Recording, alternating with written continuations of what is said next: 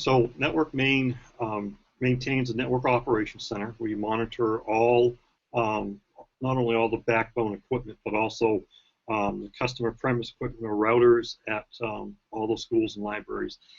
Over the last couple of years, getting involved in the wireless solution with Apple for MLTI. We're down into the schools at this point. We monitor all the access points, the Ethernet switches. So we really get a very good sense from the student-teacher device and its connectivity to the access point all the way out to our connectivity to the outside world. So we're able to view and troubleshoot that from end to end. That has become amazingly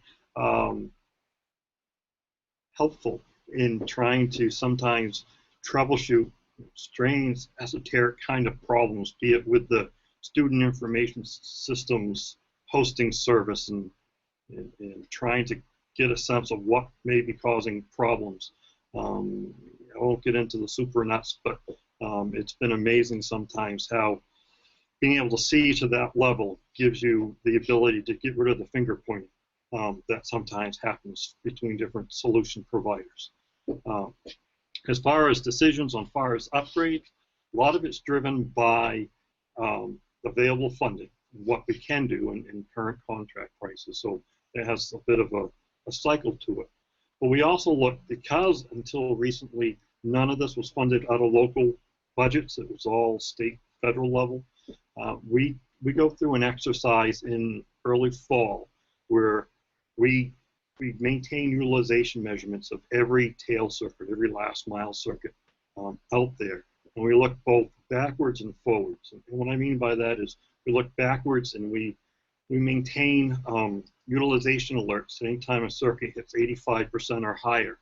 So we take a look at who's really, over the past academic cycle, was really utilizing their networks, connections, but also looking forward. For example, when MLTI expanded from 7th and 8th grade up into the high schools, we have to look forward and say, well, they may not be using their connectivity today, but implementing one-to-one at a school is going to make a huge difference. Or in the public libraries, they received a grant to roll out video conferencing units. We looked at all those libraries that were participating in that, looking forward, saying we need to prepare them to be successful by making sure they have the connectivity for that.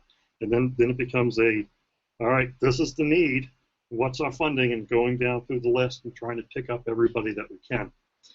Over the last couple of years, that has not met all the needs. So we do give schools and libraries the ability, if we can't provide the funding for the level of connectivity they want, they can contribute with local funds to buy a greater amount of bandwidth than we can provide through the central funding.